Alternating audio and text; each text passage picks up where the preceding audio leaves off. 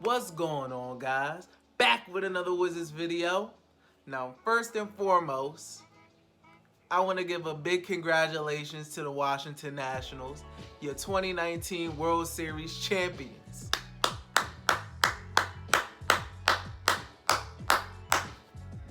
DC, hey, they gonna mess around and be title town. You know, you got the Capitals, you got the Mystics, you got the Nationals. If I had to put money on who would be next, I would say the Wizards. Now, of course, not anytime soon, but I would say the Wizards. Redskins, I mean, they not relevant at the moment. There's no point in talking about them. But I had to wait till today to make the video. I was up all night watching post-game celebrations and whatnot. I was excited. Now, DC went 1-for-1 against Houston, but the one win was the biggest win and the most important win. So, I'm happy for DC, another championship, and it's lit. But now let's get into this Wizards-Rockets game. It was a crazy game. It wasn't All-Star break. It wasn't an All-Star event in DC. No, don't be fooled. It wasn't triple overtime. It wasn't quadruple overtime. It was 4 quarters of basketball played. Only 4. And 300 plus points were scored combined. So I'm not even going to waste my breath talking about defense. We all know when 2 teams score about 150 points, is no reason to express defense. We already know none was played. There's no point in talking about who struggled where, how they struggled then, etc. We all know, obviously, somewhere, somehow, on both sides, there was defensive lapses. There was something wrong on the defensive end of the floor. This was a complete shootout. Now, if you want to get into positives, check this out. The Wizards, 3 of their 4 games have been against top Western teams. I believe they lost to the Mavericks by 8. They lost to the Spurs by 2 or 1. And they lost to the Rockets by 1. They were in each game to the very end. I have no issue, with the L's, honestly, because we know what kind of season this is supposed to be. Now, if the Wizards were supposed to be championship contenders, I'd be a little more upset. But this is supposed to be a low contending team, a low bottom of the pile team. But I'ma just say this: these are against top Western Conference teams right now. When they play those middle of the pack team, the Hornets, the Pacers, the Pistons, when they play these low to middle of the pack Eastern Conference teams that aren't as good as the teams they've played 3 out of their 4 games, they're going to win a good amount of these games. The way they're playing right now they still have to get it together on the defensive end. They have to. They have to get it. They still struggle on the defensive end. But the thing that has killed them against the Spurs, and it killed them again against the Rockets, is the rebounding. They gave up 8 plus. Yeah, the Rockets got 8 more offensive rebounds than the Wizards did in this game. And that hurt at the end result. You cannot continue to give up all these offensive rebounds. They gave up more offensive rebounds to the Spurs in that game that they lost. They have to rebound the ball better. And I think their rebounding will improve when Troy Brown Jr. comes back into the starting lineup, once his minutes increase, etc. Troy Brown also had a good game today. And his 3-point development is amazing to see from his rookie year into now. It looks so much more smoother. It just looks natural. And that's great to see. He's obviously been working on that 3-point shot, which is huge.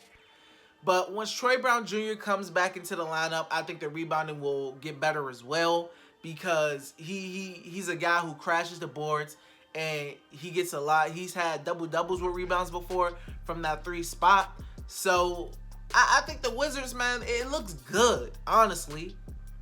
They went up against 2 MVPs. They went up against a top team in the West and only lost by 1 point. I mean, from what this team is estimated to be, how can you really be mad? Honestly, this team wasn't supposed to go nowhere. So it's not like the Wizards supposed to be some contending team. I mean, I'll take it. Now, like I said before, they're going to win some of these games when they start playing in the Eastern Conference. But let's get into these players' performances. I want to start off with Bradley Beal. Bradley Beal had his matchup against the former MVP James Harden, and he stepped up to the plate big time. He had a big game. Bradley Beal had 46 points, 8 rebounds, 6 assists. No, 6 rebounds, 8 assists. I apologize. And he did a very good job distributing the ball. His shot, best shooting performance of the season so far. And what a time to have it. He stepped up to the challenge. He saw James Harden come into his building. James Harden scored 59 points, almost put up 60. But Bradley Beal did his best to match. He had a really good game. Now, towards the end, late game, Brad has a tendency sometimes to over dribble, and you can tell when he may over dribble. He turned the ball over. It could have been a foul. Harden probably would have got the foul, but Bradley didn't get the benefit of getting that call, and he lost the ball. But sometimes Brad can over dribble, and that leads to him losing the ball. But that's okay because he ended up getting fouled at the three-point line, made all 3 of his free throws, and James Harden came down, drove it to the basket, got a foul. That wasn't a foul in my opinion. He forced the contact. He didn't get hit on the arm. Bonga's hands was up. Bradley Beal didn't touch him on the elbow or anything, but it's James Harden, so he's going to get the call.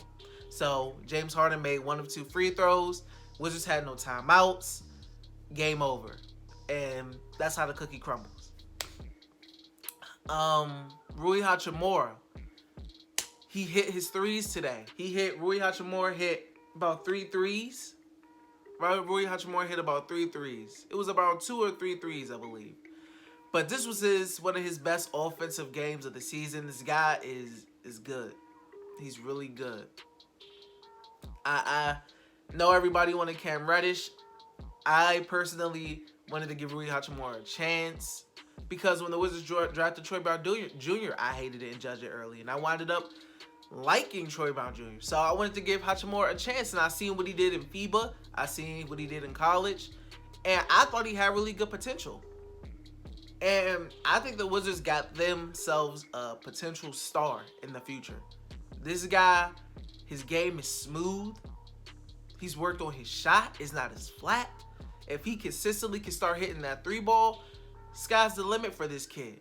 Now, of course, there's work to do on the defensive end. He's an offensive player so far. He's not a great defensive guy.